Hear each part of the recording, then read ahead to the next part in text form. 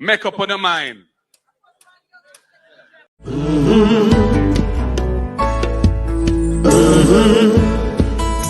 When the game gets rough and this life just seems so tough, make we talk, my people, make we talk. When this town becomes an ugly place, don't let it erase the smile from your face. Make we talk, people, make we talk. Conversation is the key, a guiding light for you and me. Spark a talk and you will see. Conflict solver A to Z. World leaders master the art of self-defense just by talk. So people, make we talk. Hey, we're living in a world that honors.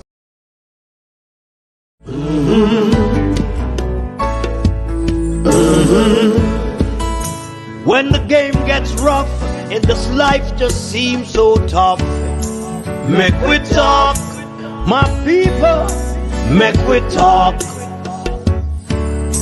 When this town becomes an ugly place, don't let it erase the smile from your face. Make we talk, people, make we talk. Conversation is the key, a guiding light for you. Conversation is the key, a guiding light for you and me. Make we talk. Good morning or good afternoon, wherever you are listening from around the world and the Eastern Caribbean.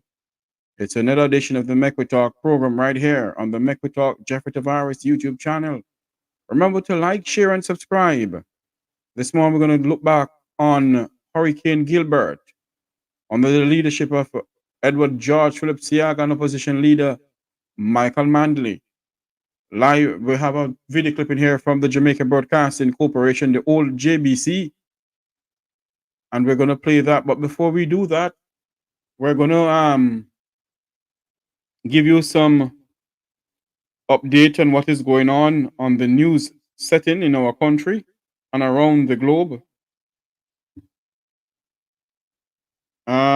There is a global technology outage.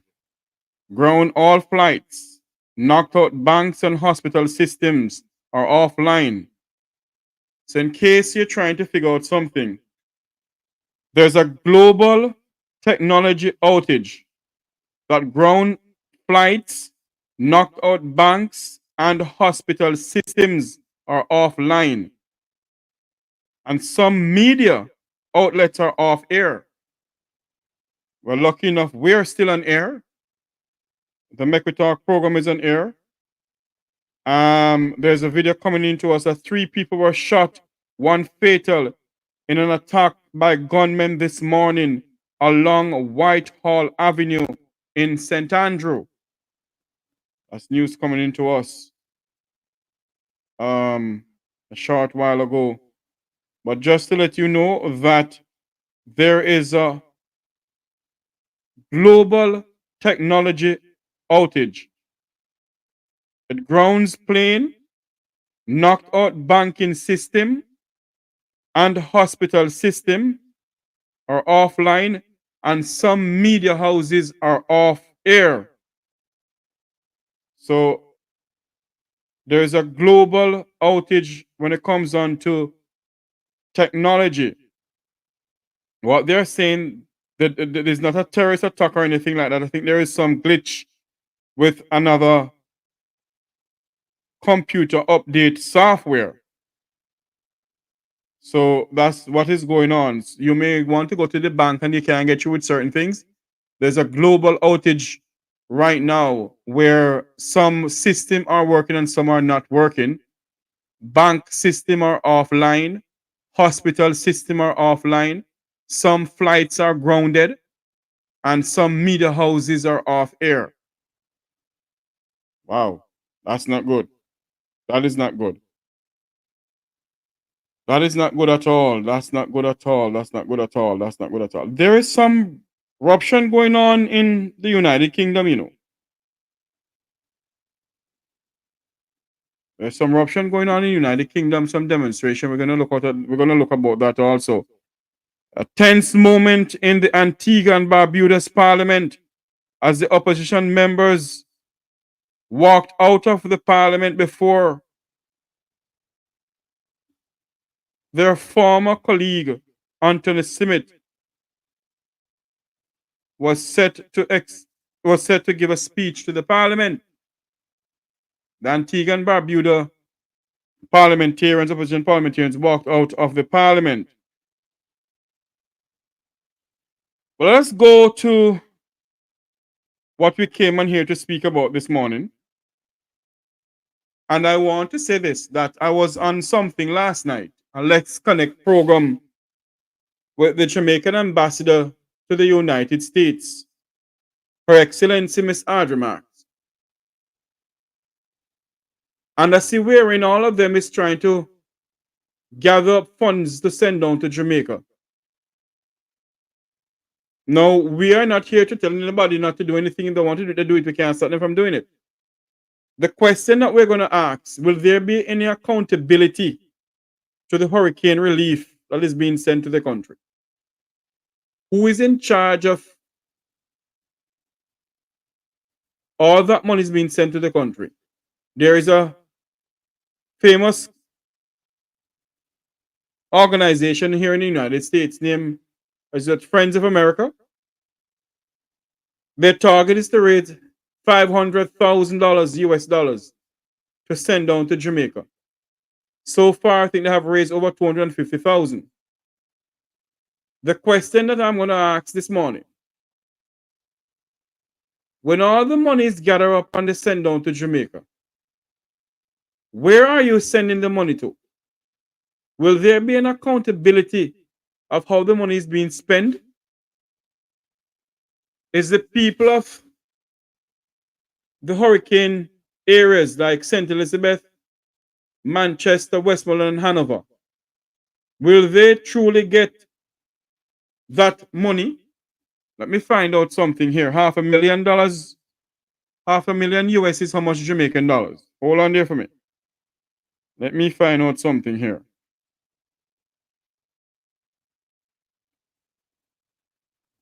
When you see all of that, when you hear people sending down money and everything like that, we need to ask the question, how the money is being spent.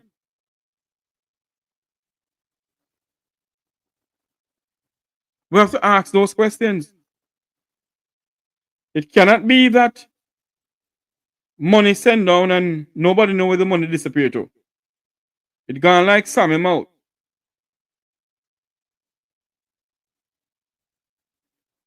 Gone like Sammy mouth. And yet, no one tell us anything. No one is saying to us, hey, this money is being spent this way or that way. Okay, let me go and calculate this thing here. One moment for me, please. Don't go anywhere. One moment, please.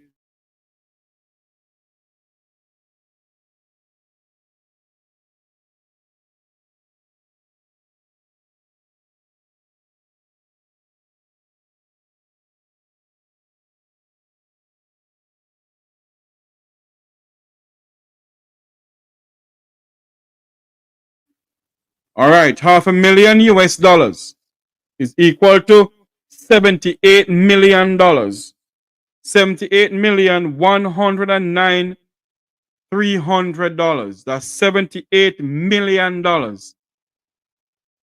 One organization is raising, that's 500,000 Jamaican dollars, equal to $78 million if I calculate this correctly.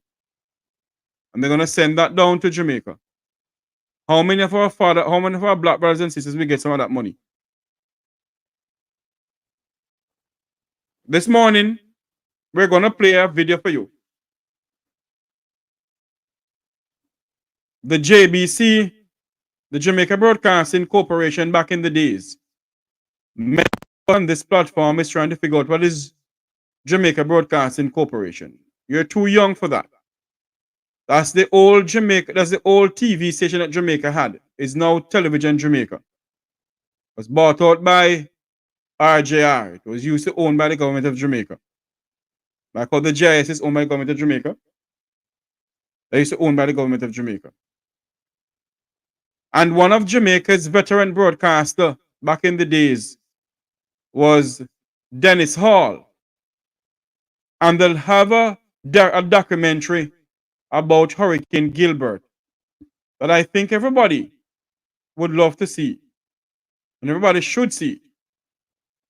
Because believe you me, it was devastated. And I want you all to listen and watch it. Here we go. 1988 has gone down in the annals of Jamaica's history.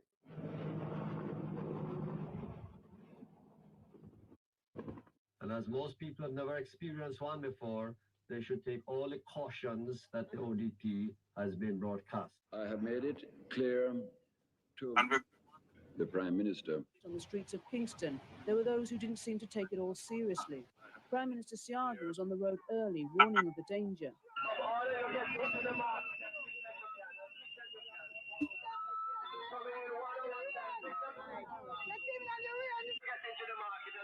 So you see, from then, people wasn't taking hurricanes seriously. The late Prime Minister Edward Seaga was downtown Kingston telling people to go into the market because the hurricane is coming. At that time, he was Prime Minister of Jamaica. Here we go.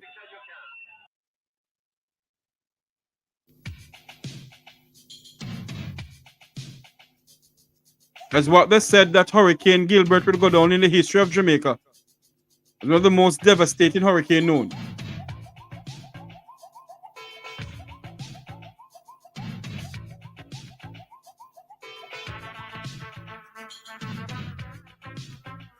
Well, you have not turned up your thing because this is low. Monday, September the 12th, 1988. This video is low. It's not my thing. The video is very low. History.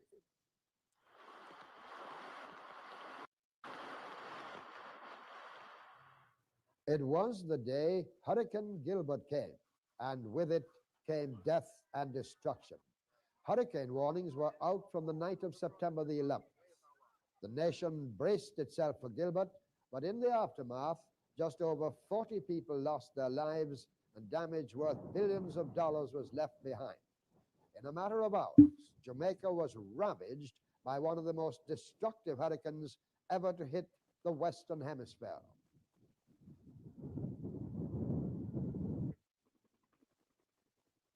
In our Gilbert special, we go back to the week of September 12th and the days following that disastrous event.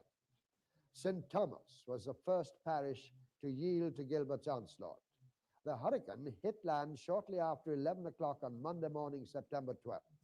It traveled in a westerly direction, so Morant Bay was where it made landfall. In a matter of minutes, it was the capital city's turn. And Yvette Rowe was on the streets of Kingston with Prime Minister Seaga early that morning.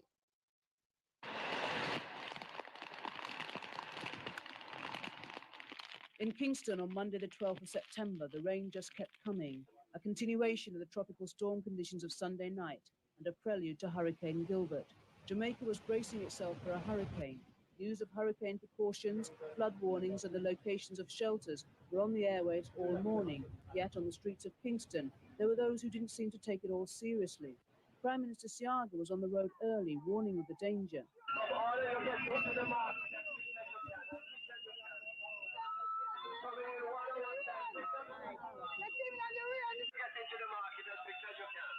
The message on radio and TV was that the hurricane was coming and it would hit Jamaica dead on, and people should find safe shelter. This is a very dangerous and deadly hurricane, and as most people have never experienced one before, they should take all the cautions that the ODP has been broadcasting. Even before the hurricane hit, trees were falling and roofs were lifting, a hint of worse to come. The eye of the hurricane made landfall in the east at Morant Point at around 12 p.m. Jamaica was to be surrounded by Hurricane Gilbert and rocked by its force. What seemed solid before became helpless against Gilbert's fury. Winds of more than 100 miles an hour buffeted trees, broke light poles and ripped roofs. The winds whipped up into a stinging mist.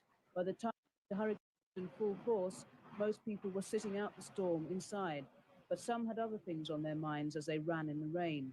Then came the calm as the eye of the hurricane came over. People tried to make repairs while others just looked. Then, as if having paused to take a breath, Gilbert came again with winds from the opposite direction of even greater strength than before. These pictures were taken by our news team as the second wave struck Kingston. As we broadcast this newscast, we are advised that we are in fact in the second phase of Hurricane. Several stores in the Hurricane area and long passes from road.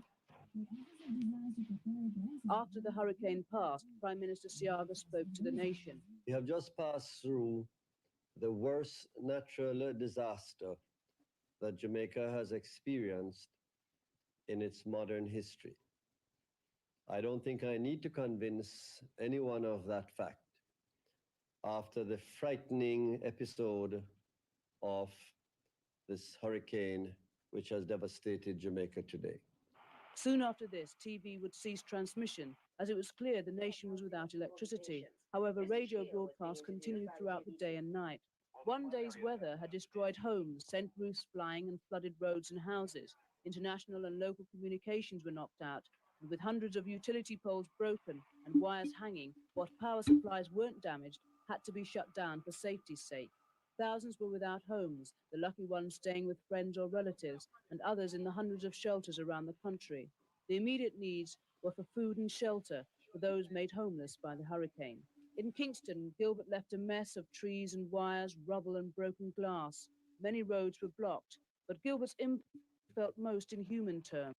In the days following the hurricane, more evidence of Gilbert's destructive force in other parts of the island would become clear. But on Monday evening, there was little doubt that Jamaica would face a tremendous task in dealing with the emergency needs, cleaning up and rebuilding what Gilbert had laid to waste. All of these tasks now confront us. But with a will, we'll put ourselves to work. And with the cooperation of everyone, I'm sure that we'll be able to recover from the damage that today has been inflicted upon us by the worst natural disaster in Jamaica's modern history.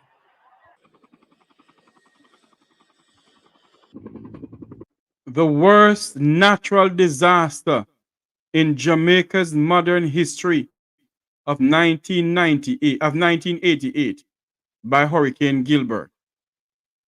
And now they're saying that Hurricane Beryl is costing the agriculture sector over 1 point something billion or even more.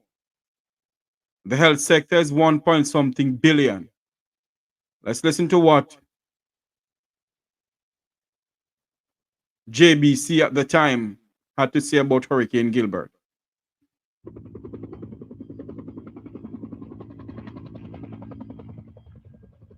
After Hurricane Gilbert, the best way to see the damage to the island was from the air.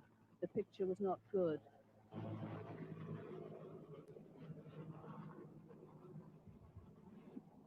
That was Hurricane Gilbert from the aerial view. Prime Minister Seaga got his bird's eye view aboard a U.S. Air Force C-130 cargo plane. The plane had brought in relief supplies from the U.S., and it was to fly on to Montego Bay to drop off supplies there. The outward journey was via the south and west of the island. In Montego Bay, Prime Minister Seaga was briefed on the situation in the west by people working on relief efforts. The plane passed over the north and the east of the island on the journey back to Kingston. As he stepped from the plane, Prime Minister Seaga looked saddened by what he had seen, and he said he felt drained of emotion.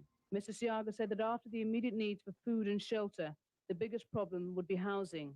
We have got to sit down and work out the easiest way to put up structures that can be afforded for areas that have been badly hit or virtually wiped out. Mr. Seaga said that more than 100,000 homes had been destroyed, with many more thousands badly damaged.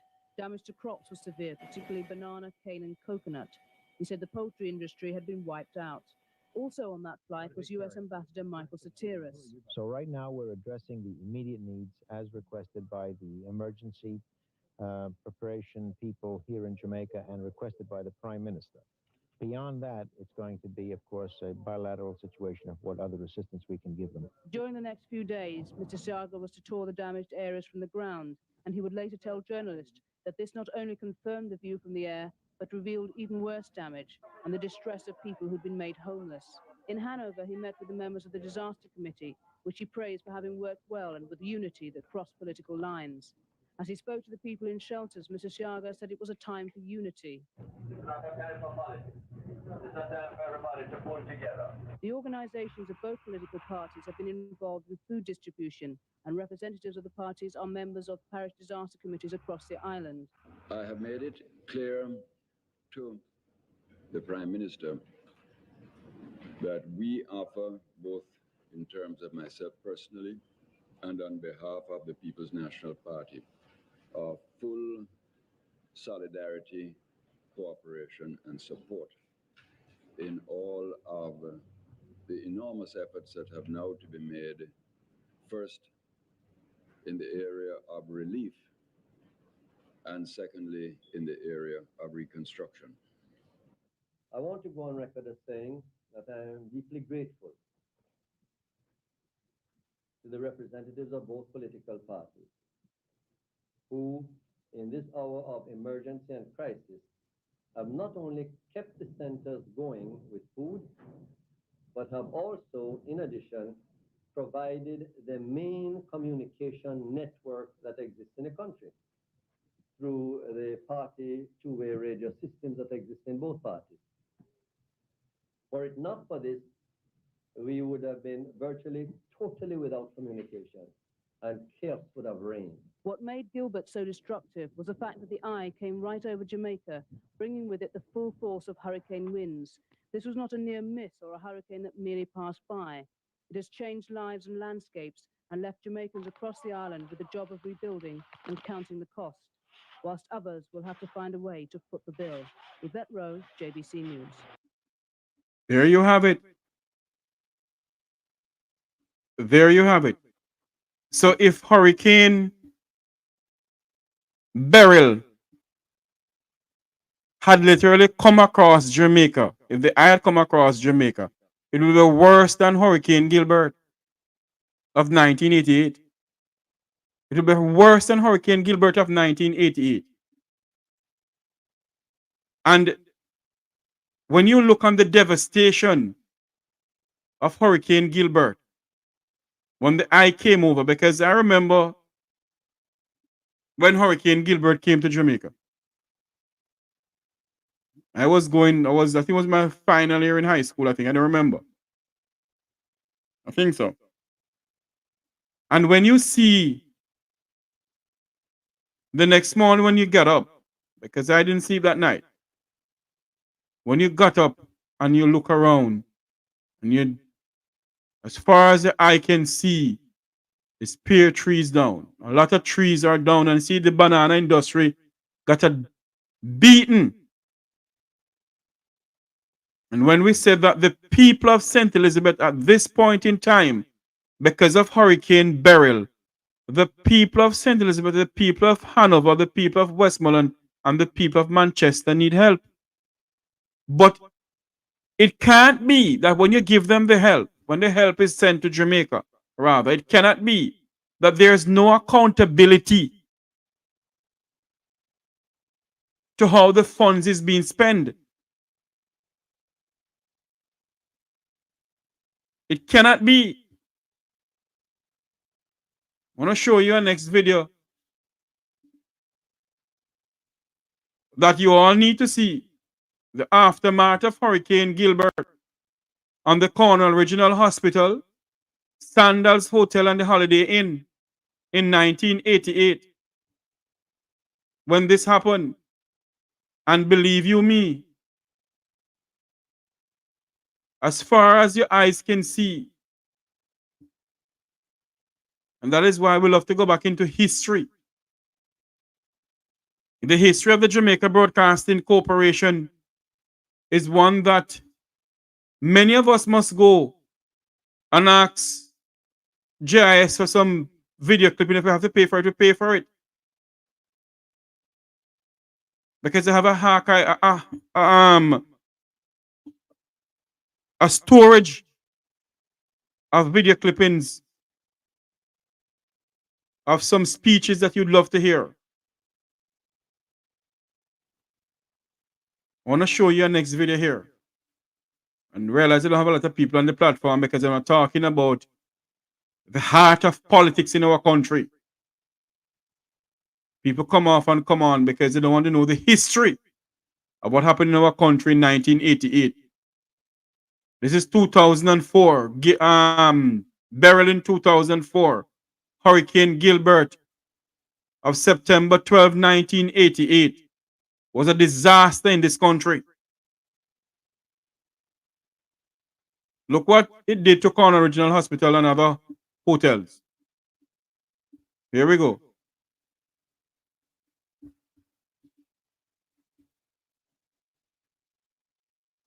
As I said before, the video audio is a bit low.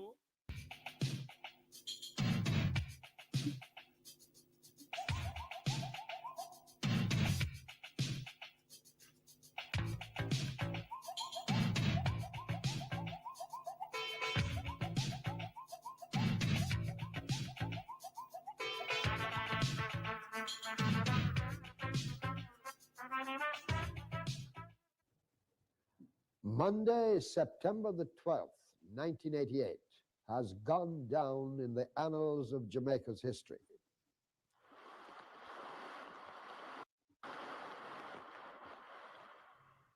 And for those who want to know who that gentleman was, if you used to watch School Challenge Quiz, his veteran broadcast, the late Dennis Hall, one of Jamaica's finest broadcasts of all time.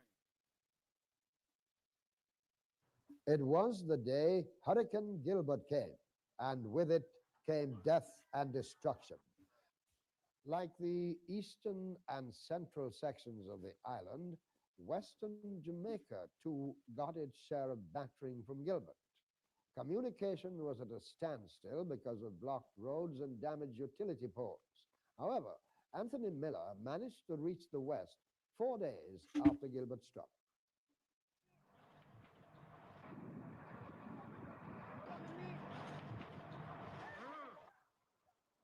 In Western Jamaica, the hub of tourism, people moved quickly to pick up the pieces of their lives. Public service and telephone company crews were busy working on utility lines. PWD and volunteer teams cleared the roads of debris. The audio is a bit low, but I can't do any better about it. The supplies soon returned, for some not fast enough. The audio is a bit low, but I can't do any better about it. Tourism, the lifeline of many who live in these parts, is reeling. Scenes like this are not untypical of what many hotels in the West went through on the 12th of September. At Sandals as at other hotels that took a hard knock from Hurricane Gilbert, repair work was quick to start. Ewart Mackay is the general manager of Sandals. Sandals, although pretty well hit by the thing, we will be up and running and operational in 3 weeks' time. As you can see behind me, there's construction work. We have 3 teams of construction workers working here now. And in fact, we're going to work a 3-shift system. There's lighting coming in from Miami. We should be in pretty good shape. We're very optimistic. Holiday Inn's general manager, Kendall Dunn, was also confident that the inn would reopen in time for the all-important winter season. The roofs on most of the buildings have been destroyed. Severe water damage in most of the beachfront rooms. A lot of broken glass windows, partitions on the east side of most of the buildings, which put us at a situation where we probably have about 350 rooms either destroyed or pretty well near it. Up to Saturday, there were still visitors staying at Holiday Inn, seemingly unperturbed and ready, they said, to make it Jamaica again. It was all right. It wasn't that bad. We handled it. Everybody stood in the ballroom, and then they brought everybody downstairs, and then everybody screaming and yelling, ah! Carrying on. A few windows were broken. Our room was fine. There was no problem. Has this ruined the vacation for you? I don't know. Will you come back? Yes, of course. I'm good in November. In Hanover these days, one of the most ravaged and pathetic sights has to be Lucy Hospital. Once a charming colonial-style old building, now a virtual wreck. Both the staff and the dozen or so patients who remained there seemed dazed when we visited. We've just arrived here and in somewhat of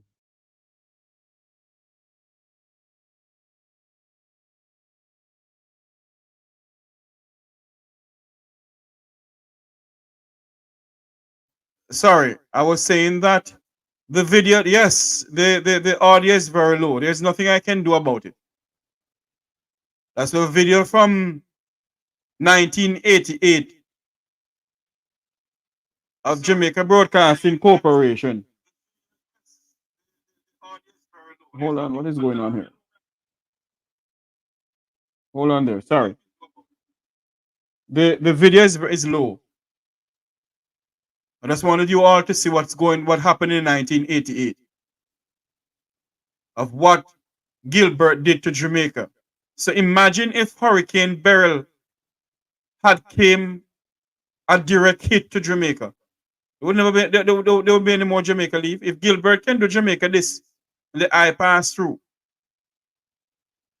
36 years ago. Imagine if Beryl had came in. This is what Gilbert did to the Noel Holmes Hospital in Hanover. We're gonna finish the video, then we're gonna speak some more about other stuff. Here we go. a state of shock. I didn't expect anything quite like this. The audio is very low, but I can't do anything about it. The roof is gone. We have a temporary roof that apparently is leaking. And right now we're just in the process of trying to salvage whatever medications we can. Much less apparent until one got inside was the damage done to Cornwall Regional Hospital, Western Jamaica's largest medical facility. These were once wards. Fortunately, the patient... That was the then Cornwall Regional Hospital in Montego Bay. Hurricane Gilbert destroyed some section of the hospital. Patients who occupied beds here were evacuated in time, some to corridors on the hospital's ground floor. Here again, there was evidence of overseas concern in the wake of Gilbert. We're with Medical Relief Ministries from Seattle, Washington, United States. We're down here trying to assess the amount of damage. Communications between here and the United States are none. And so we're down here to try and find out what way we can help the best. We have a team of doctors, nurses, and paramedical personnel, which will be down here for this next week doing the assessment and treating in the different areas. Nowadays, it's rare to meet anybody unaffected by hurricane blues, especially people staying at shelters. But some try to make the best of it. I think that is the most beautiful thing in life. Your house and your mother and everybody on one roof. But if you don't have nowhere to sleep or go, then it's not good. Yeah, but what is it like here? How are conditions here? Well, it's good here because sister help us. And we're not sleeping outside where the star the rain to drop on we. And we're under good protection here. Here and at other shelters we visited in Western Jamaica, people were beginning to be impatient to leave. Give us the means to rebuild our homes, they said, and we can then begin to rebuild our lives. Anthony Miller, JBC News. In this report from St. Thomas, or rather from Mark Thomas, we journey to St. Anne, Trelawney, Clarendon, and Manchester.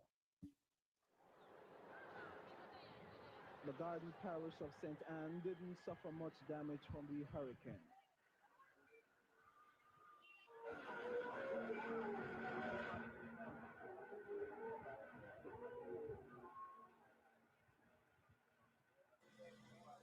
In the parish capital, St. Anne's Bay, there wasn't much evidence that Gilbert had passed through that town. But we were not too late to witness this with worker Alric Scott trying to rebuild his workshop.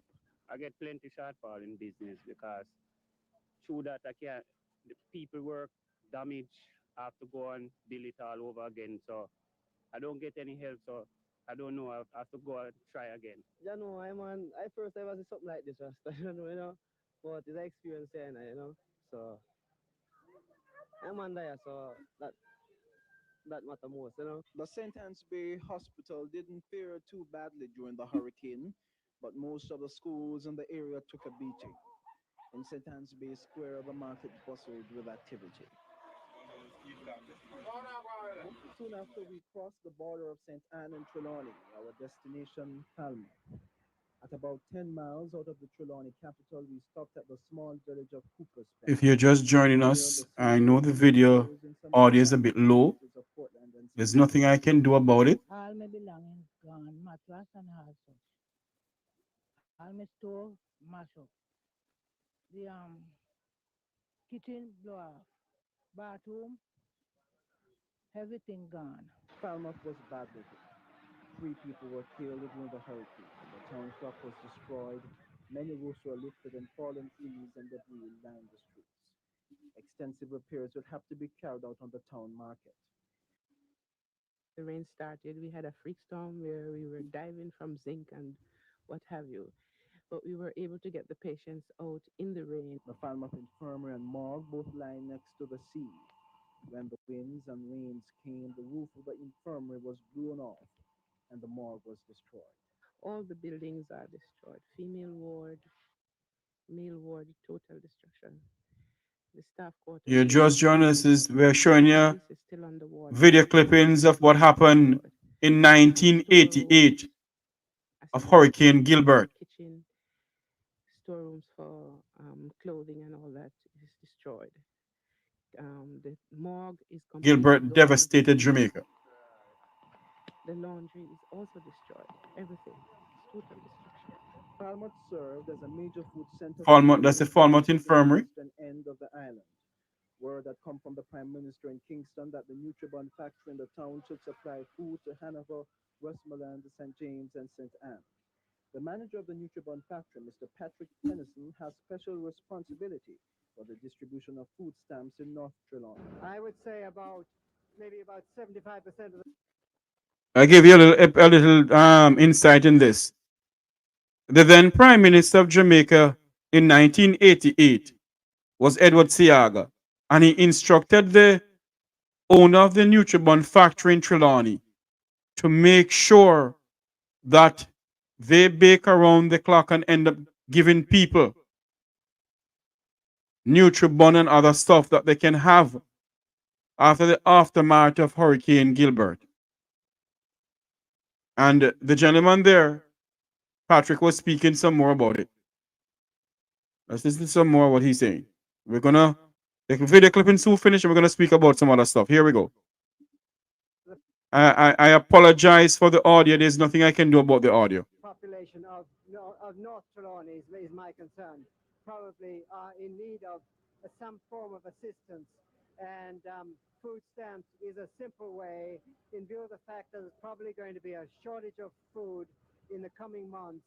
It should help them very much to keep their families in good condition. Mr. Tennyson said food distribution was proceeding smoothly in Trelawney.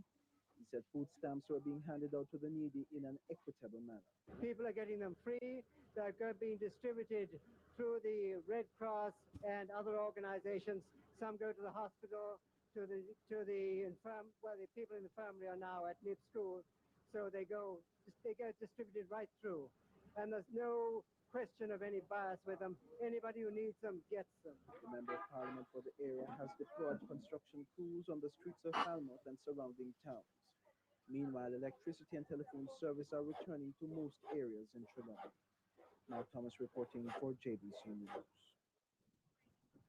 Days after the hurricane had struck, banana and sugar plantations all over Clarendon were actual swamplands, a scene similar to the paddy fields of China. This will mean tremendous losses to farmers in the parish and will impact heavily on agriculture. But the hardest hit industry in Clarendon was the poultry industry. Chicken farmers report total devastation of their farms. Scenes like this poultry farm out here at Four Paths, Clarendon, is a grim reminder today of the destruction and devastation brought about by Hurricane Gilbert. This farmer, Mr. Ludgar Parish, who operates a poultry farm in the Four Paths area of Clarendon, is now depending on the returns from his insurance company to start all over again. seems to me as if they'll have to get together and possibly seek the assistance of the Ministry of Agriculture, who is always able and ready to help the farmers, to see if we can't get some soft loans to help farmers to put things together, especially those who have not got any insurance at all. If this is done, then I can see that in the months ahead, we shall have complete recovery. Unlike many victims of natural disasters, Mr. Parish has a very optimistic view of the future. There has been extensive damage, 100% damage to most farmers. Few have been lucky with just their roofs being blown off. Most have been demolished. What are you going to do now? Where do you go from here? Well, you know, sir, I believe that disaster has a peculiar way of affording people the pleasure of getting over their difficulties and looking back at it in time to come. Thousands of chickens were drowned during the hurricane on Monday, and from as early as Tuesday morning, workers were busy not only repairing broken down coops but burying the dead. With help from the Ministries of Health and Agriculture, they set to work digging large holes to bury dead chickens in order to prevent an epidemic. When we dig holes like we have here, like you shall see here, we're able to throw the carcasses in the holes and bury them. And we feel that that is a major step in preventing an epidemic in the area. But despite the tragedy unleashed upon the farming community in Clarendon by Gilbert, farmers are resolute and they are willing to join hands and hearts together to restore what was taken away by the hurricane.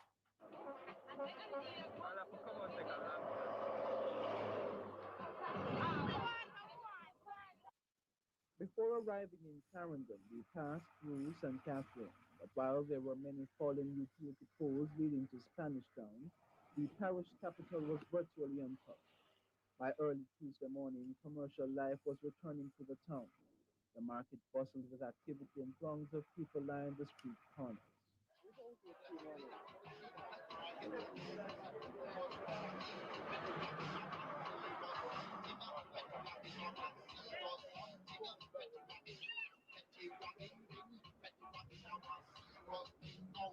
But there was one nagging problem. Water was scarce, and St. Catherine residents roamed the streets with buckets and cans, searching for the precious commodity.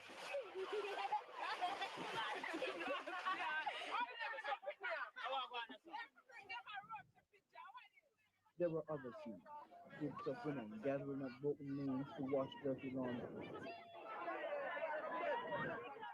children bathing on the pipes, and a continuous line of people laden with buckets of water. The flat bridge was impassable, and the riot progress was in speed.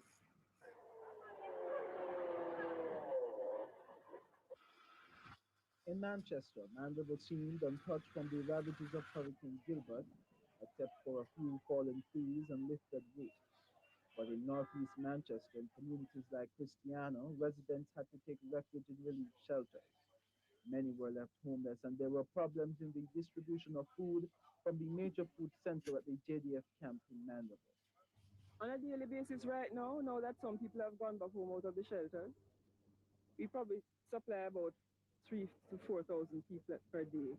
We have to. And there are some people that we haven't got to. Some people who are still in families that we still haven't got to. As we go out, we meet new people who are in need. Well, boy, I didn't know that, a hurricane could wreak such havoc. And when I heard the Prime Minister announce that the damage done to the island was the worst in the century, I thought it was an exaggeration, but I've gone out and seen that it is a fact. The parishes lying in the central region of the island were the least affected by the hurricane. Manchester, Clarendon, and St. Catherine were not as badly hit as Portland, St. Thomas, or Kingston. Mark Thomas reporting for JBC News. Some people may wonder, often, how does a hurricane or storm occur? Yvette Rowe tells us more. A hurricane is a system of circular winds with wind speeds of above 75 miles an hour near its center. The center of the system is called the eye and is characterized by light winds and very little rain. Hurricanes form over oceans when three major conditions are present. These are ocean temperatures of above 80 degrees, a winds from different directions and an outflow of those winds into the upper atmosphere. This gives us what is called a tropical depression, and it is because this could later develop into a hurricane that meteorologists watch them very carefully. If conditions continue, it will become a tropical storm and then a hurricane. They're all cyclones, okay, tropical cyclones. Now, if it's a depression, we classify it. I remember back in the days, meteorologists, the weatherman, we used to call him the weatherman back in the days, Roy Forrester, was on JBC giving us bowl by bowl coverage of what is going to happen when Hurricane Gilbert hit Jamaica. Depression when the wind speed is greater than 30 miles per hour. When the wind speed exceeds 40 miles per hour, we say it's a tropical storm. When it exceeds 75 miles per hour, we say it's a hurricane. But remember, it belongs to the family of tropical cyclones. There you have it. We want to tell you all thanks for being with me. I know the video was not, the audio was not that good. But that, at least you see those two persons coming together. One leader saying that all hands are on deck. Opposition leader saying all hands are on deck. The late Michael Manley. And Edward Seaga was there talking to Jamaicans. Hey, go in, go in. Back in the days, you used to have the JIS bus go around, you know. But nowadays, you don't see JIS anymore with loudspeakers. Well, let's rewind to today. Let's fast forward to today. Over the period of yesterday, the Premier of the Cayman Islands visited Jamaica and they came with goodies. They also came with a check of 250,000 US dollars or 200,000 US dollars. And listen to what the Minister of Information said about that. Here we go. Well, we had the Premier from the Cayman Islands visiting us, and she started at the office of the Prime Minister handing over a check from the people of Cayman. She said this was an initial check to the people of Jamaica. It was for 200,000 US dollars, which is a significant donation, but she didn't want to just send the money to Jamaica. She felt that it was important that she came to Jamaica to see the damage for herself so that she could mobilize more assistance for Jamaica from the Jamaican community. So she's been in Rocky Point. She's been driving around, seeing the damage that has been done, and it is significant damage, and a lot of people are hurting. There is no water, there is still no electricity, and you know, I think every opportunity for others internationally to see what's happening here and to lend their support is really the one that we want to take, and we really are very grateful to her and the entire people of Cayman, and we know a lot of Jamaicans are there too, for their support today. Just want to let you know that back in the days, Jamaica was in charge of the Cayman Islands. The Jamaican governor was also the governor for the Cayman Islands. And if you know St. Elizabeth well, a lot of people in St. Elizabeth have the last name Ebanks. And the Ebanks name is originally from the Cayman Islands. So Cayman has a lot of interest in the St. Elizabeth area and a lot of love for the people of St. Elizabeth. But let us pray and hope that 200,000 US dollars that the Premier of the Cayman Islands, Miss Julian O'Connolly, bring to Jamaica. Let's pray and hope that that money go towards helping the people who have been affected by Hurricane Beryl. Thank you very much, Ian.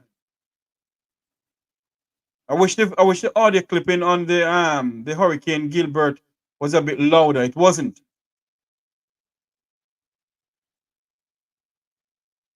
And it's very good to see that the former Premier of the Cayman Islands, William McKeever Bush, came with the current Premier, because McKeever Bush has always been a friend of Jamaica. And whenever they have the Denver Agriculture Show in Clarendon, McKeever is always in Jamaica. It's very nice to see that Cayman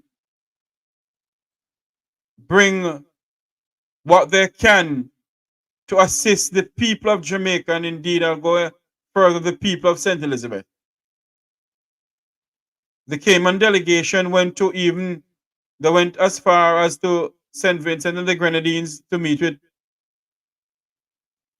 Prime Minister Dr. the Honorable Ralph Gonsalves, and also to Grenada to meet with Duncan Mitchell there, the Prime Minister of Grenada. And the last stop was Jamaica. And they came and they gave the government of Jamaica $200,000 US. Let's pray and hope that all those money that they're collecting will assist the people who are affected by this hurricane.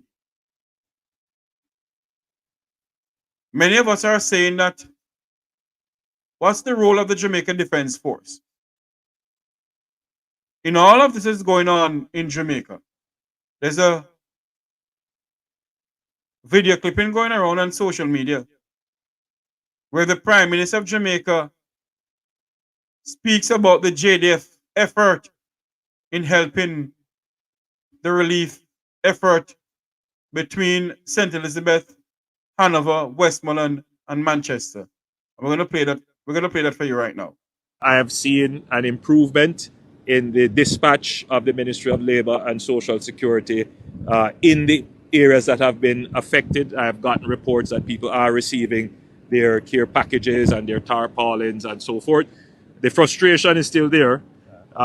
Persons are frustrated about their water. They are frustrated about their electricity, and we are working double time to restore that. I know some areas in St. Elizabeth have got back electricity. I've gotten a few calls to say, thank you, we have got back our electricity, but not enough. And so I'm not here saying that the problem is solved, but I'm here saying that the problem is being worked on and we're seeing results. There were several down poles on my way in. I saw the JPS crews working, restoring poles. So I say to the people who are very frustrated now, please continue to have faith. Your electricity and your water will return. And I know for most people, Minister, that's what they want. They want their electricity and their water, and they will find their way. They will do the rest. So generally, in the hardest hit areas, we are seeing incremental movements towards recovery. In the coming days, we intend to accelerate, and the JDF and the line ministries will be working together for synergy to ensure that the people of Jamaica, especially the people on the south coast of Jamaica who have been so terribly hit, that they are properly served. The Jamaica Defense Force Chief of Staff, she was out and about also speaking about relief effort by the JDF. And by the way, is it the government of Jamaica really invest in equipment for the JDF? The JDF could plant the poles and put up by electricity. But that's another day. That's another topic for a different day.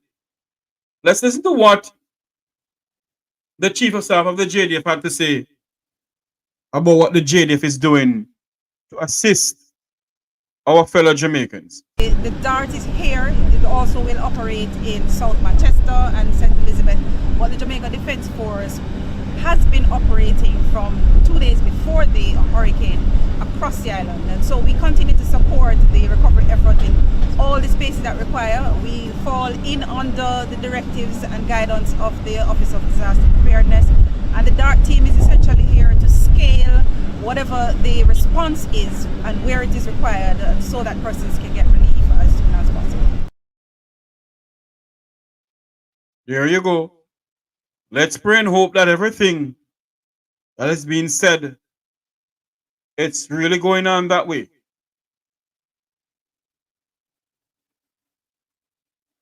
The opposition leader, Mark Golding, along with a member of parliament, toured certain areas.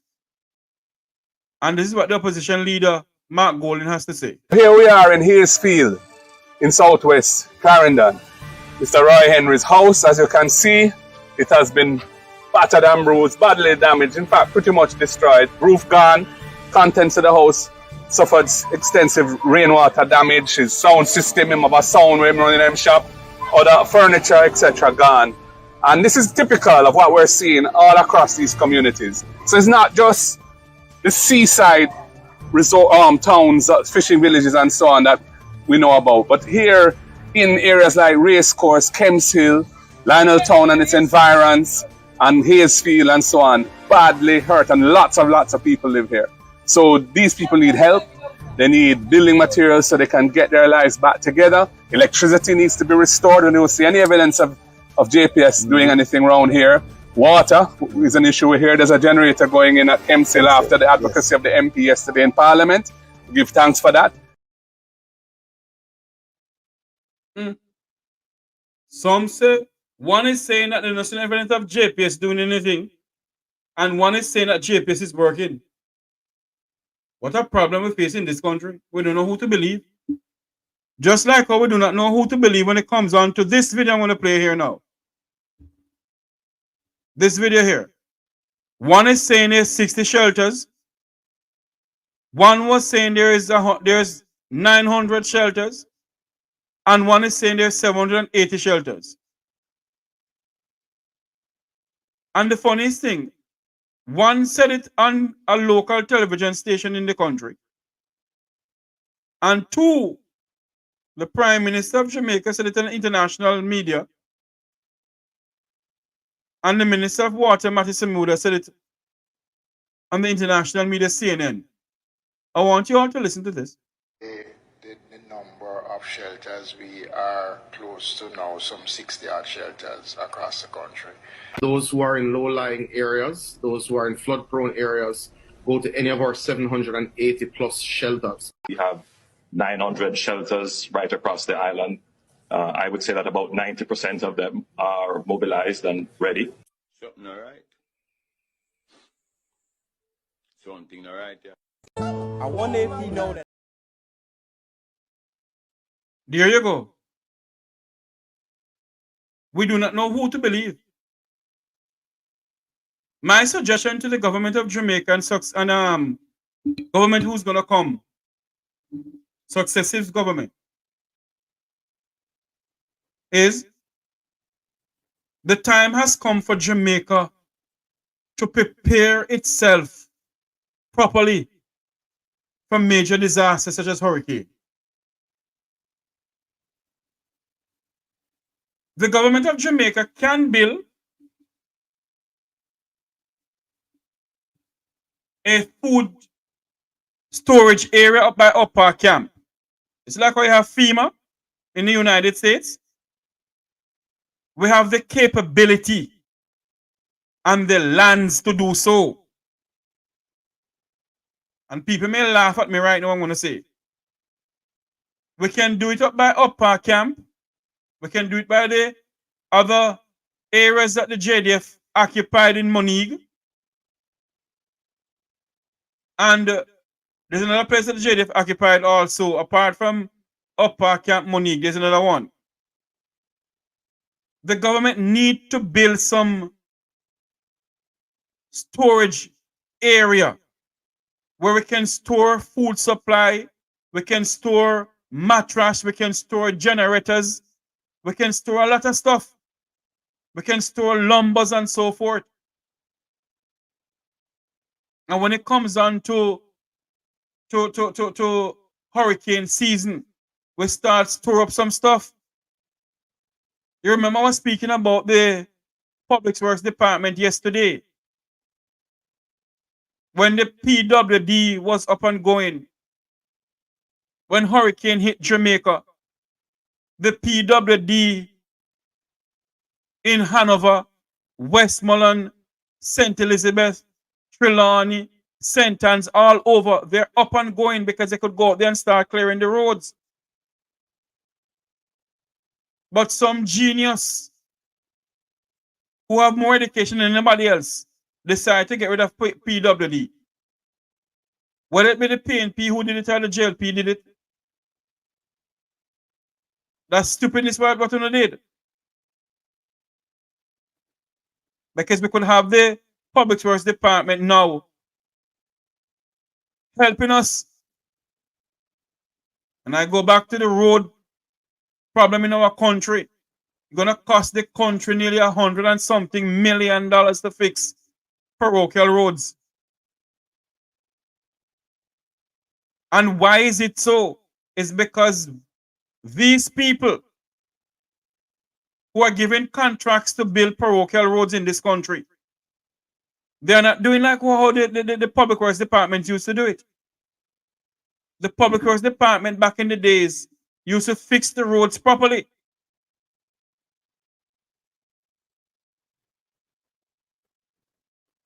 You put down the gravel, you put the marl on it, or you put down the marl and you put the gravel, and you roll it properly. Then you put another layer of marl and stone, and you roll it, and you get water, and you wet it, and you roll it and make it set.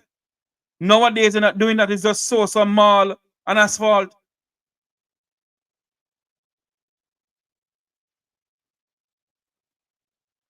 And it's full time we, the Jamaican people, stand up and say enough is enough.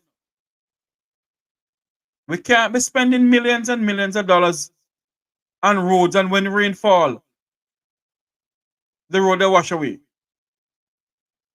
There is something that I was supposed to play. I don't know if I can find it. I just came to my my mind a while ago that I'm supposed to play. Let me see if I can find it here and play it, because we need to know.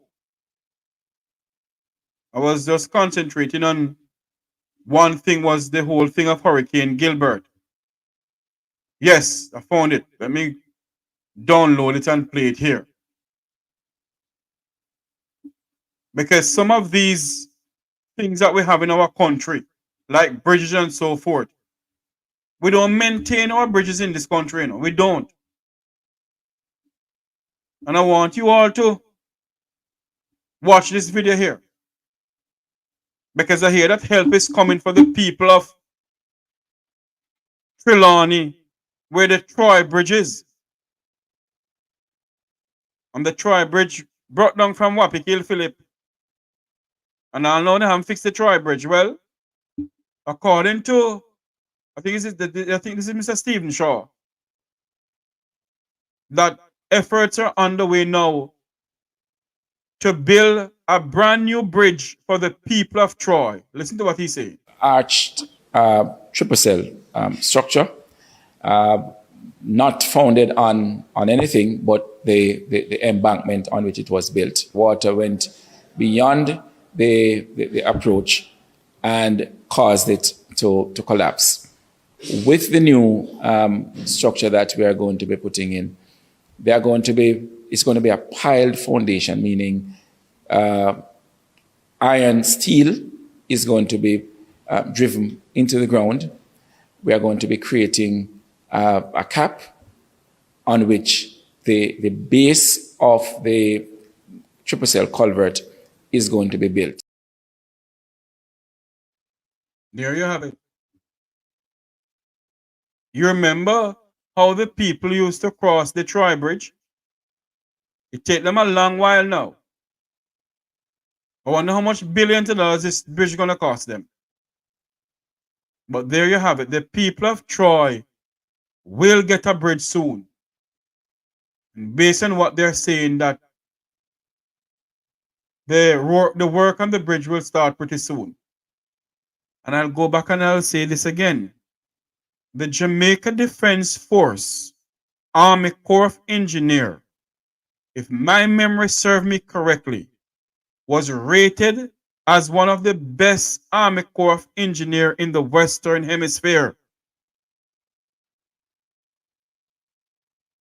We can go back and check that. Why is it? Wayne, behave yourself today. No, I'm not behave myself, man. Why is it that they can't give the JDF the equipment that they're supposed to have? And when disaster comes out, the JDF is out. You know, the government of Jamaica could buy a Bailey Bridge from when? Or get the Army Corps of Engineer to go out there and find out if can their be a Bailey Bridge put across one area of Trelawney to the other area of Manchester, because it's between Manchester and Trelawney and St. Elizabeth, the Troy bridges, you know. And it took them so long, and until now they haven't done that. There could be a Bailey Bridge put up by the Jamaica Defense Force. Why we don't use up the Jamaica Defense Force? Why we don't have those things in place? We waste 1 point something trillion dollars unaccountable for. How much billions of dollars gone down the drain?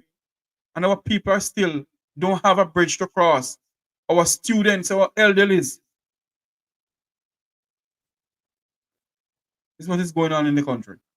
And when you come in here and you speak about these things, it's a problem to the people who are aligned with certain political parties, because you mustn't speak.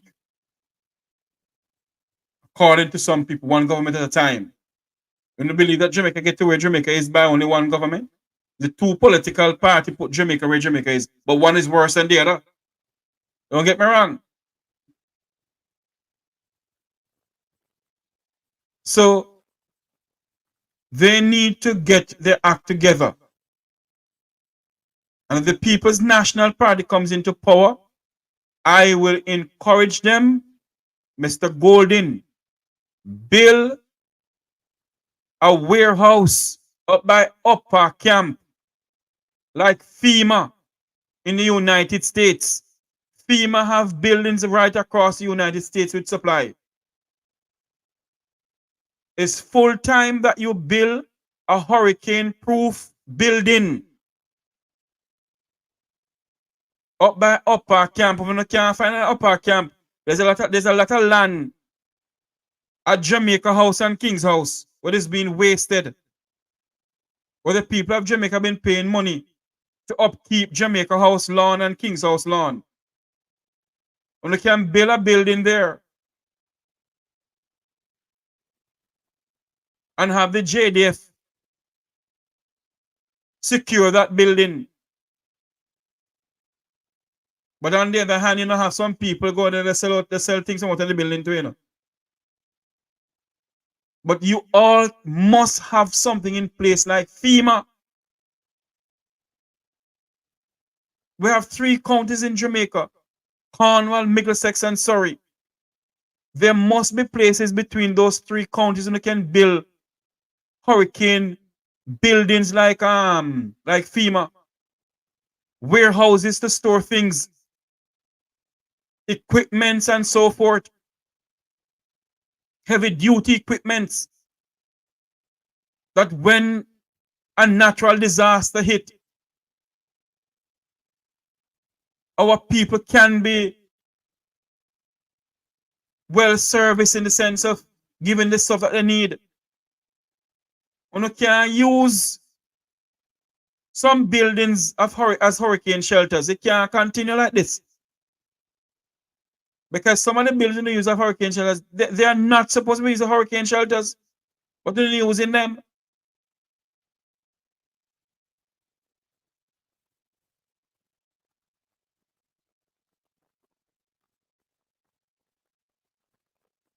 We need to have some buildings that our people can be secure in.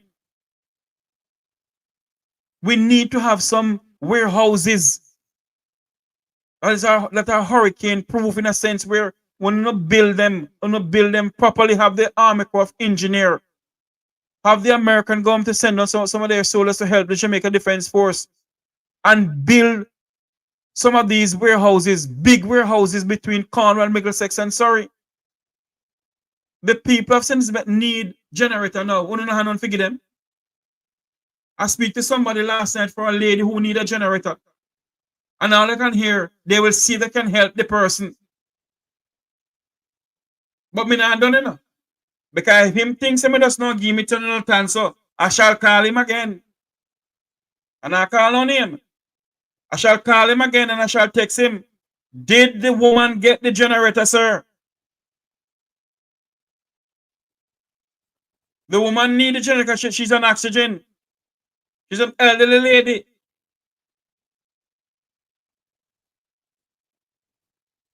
There's some generators in Central that is being sold. And when I tell the people of the Vumvava and the Vumvavi that the generators are being sold, they say nothing no go so. When you have credible information that container is down there, and all they do is selling the generator to other people in St. Elizabeth. You think I don't know where they're going?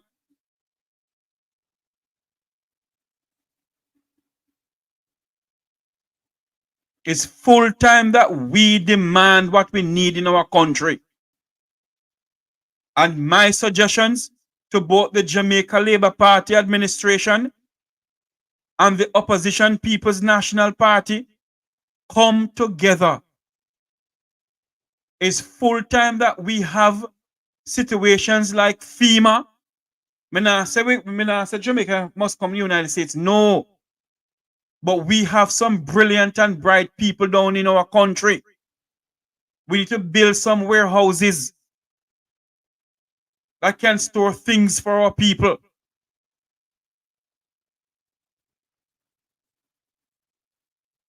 We have hurricane every single year. And every single year is the same shebang around from both administration, whosoever is in power. No, man. A full-time something done. Full-time something done.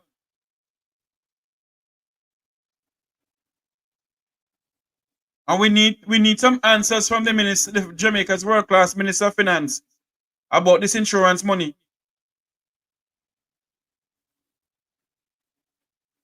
$1 trillion gone down the drain. $700 billion gone down the drain. The Minister of Finance is using 10 million US dollars. Or is it 10 million? Yes, 10 million US dollars to service an insurance policy. And the people of St. Elizabeth and Manchester and Westmoreland and Hanover not getting a red cent.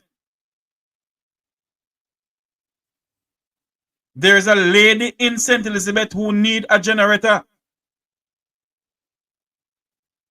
And I send out the message to two persons who have the Vumvava and the Vumvavi. I'm going to call the lady and ask her if she get it. And I got to remind the two individuals about the lady.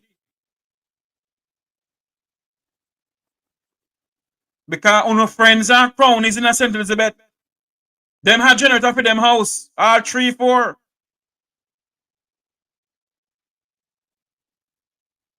I can behave myself this morning here.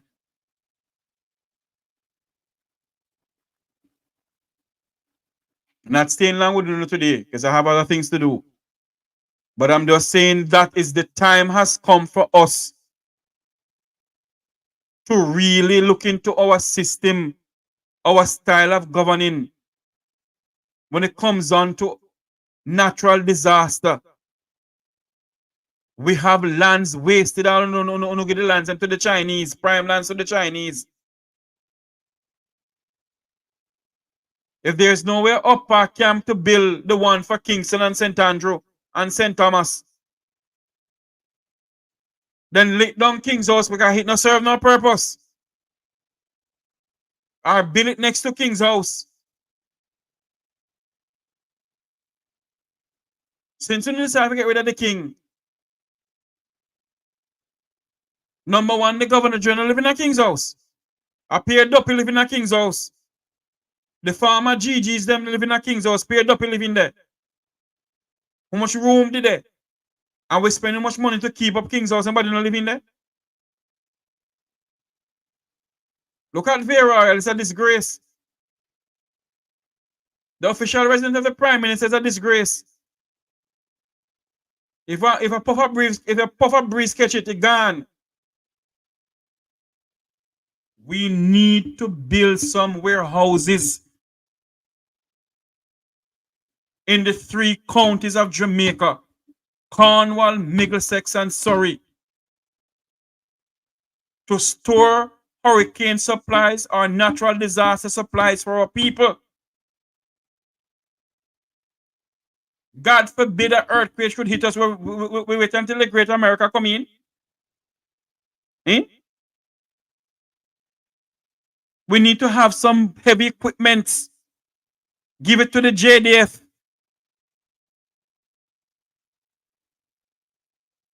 to assist in natural disasters in this country. Yes, JDF have some, but they need some more.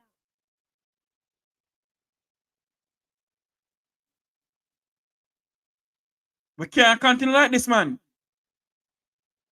We're spending millions of dollars every year, every month to upkeep King's House, to upkeep Jamaica House lawn. Right now, we could have gotten the help from Shaggy, but because we're so licky and nyami in a government, we don't want Shaggy to give you the money. And when Shaggy used King's House lawn, the governor general they asked Shaggy to pay for electricity. When Shaggy is doing it to uplift and to build the baby hospital there, Victoria Jubilee Hospital, another hospital, Bustamante Hospital, to help them. But he have to pay to use King's House lawn. When the people of Jamaica spending millions of dollars to upkeep King's House. When the GG not living there, I pay dead duppy living there, pay duppy living there. What is the use of King's House? Build some things on it. If I had my way, you see, I'd pick up every mad somebody in Jamaica and fling them for King's House and give him. Make I behave myself. But we need some help in this country, man. We need it. We need some help in this country. Hello, good afternoon. Welcome to the Meteorological program. Hey Jeffrey, how are you? I'm here looking and living like Mutty Perkins. Mm-hmm. Turn off the TV in the background for me, ma'am. What kind of TV? Me not no TV, sir. Okay, who is this? East Kingston and Port Royal? As usual. Oh yes, how you doing? Me there feed me face. Lucky you can yam. Piece of chicken and like a white rice. Mm-hmm. Well, go on. What you say? What you say? JDF have the equipment up a camp. There is some. Hold on now. They can't come out unless the Minister of Defense call them out, you know. No, the equipment. Is the equipment them working? Of course they are working. That I know of. At one point, JDF have a lot of things up there. I don't know if they still have them. Okay. You said them for build warehouse and put in the disaster and what have you. And when disaster now take you, then sell them out 1, 2, 2 piece by piece. Jeffrey, you don't know Jamaican by now. Well. Eh? You don't know a politician by now. Then hold on now. So we don't continue to beg our way out of disaster and milk the diaspora, go and milk the diaspora come. Jeffrey, it look like, you know, I wish politicians they don't trust the word of a politician. Jeffrey? The former minister of misinformation. All right. So what more you want? What more? And you think he's lying? He's not lying. No, but East Kingston and Port Royal, let me tell you something. There is no way we can continue like this. We need to make sure that something is in place for natural disaster in the country. I agree. PM never have one storeroom down at Marcus Garvey Drive, the side of nutrition there, where they have something things stored up there for disaster. What happened to that storeroom? Or that storage place? Go on again, repeat what say? OPM. Uh-huh. Did have a storage down at Marcus Garvey Drive between nutrition product and separate OPM. Mm-hmm. So warm to that day. We them store all sort of thing for disaster. Then friend and crony must get it. All right. So when you say we should be more, it don't make no sense. But our people are suffering. Yes, and we are suffering from year in, year out because the people who's to make the difference, not making it different like us. And not care who you put in there, all of them do repeat the cycle. Dear God. Mm-mm. All right, little more. All right, my dear. Thanks for calling in. Yeah, man, cool. Bye-bye. This is where we're going to have to end the program. I have to go. I have a meeting to go to. I want to say thank you all for coming on, but my final words is that we need to do something to assist our people. We need to. We need to. We need to do something to assist our people. Thank you all very much for joining in. Thank you all for coming on the program. Thank you all for listening to the year in review. Well, not year in review. A look back on Hurricane Gilbert in Jamaica. If Hurricane Gilbert came to Jamaica and the eye came over Jamaica and everything like that, imagine if Hurricane Beryl had came into Jamaica. There'll be no more Jamaica leave. Must continue to see what we can do to assist our people. May God bless you. Thank you all for coming. And remember to like, share, and subscribe to the Make We Talk Jeffrey Tavares YouTube channel. May God bless you. May God bless Jamaica land we love. Have a great afternoon, everyone.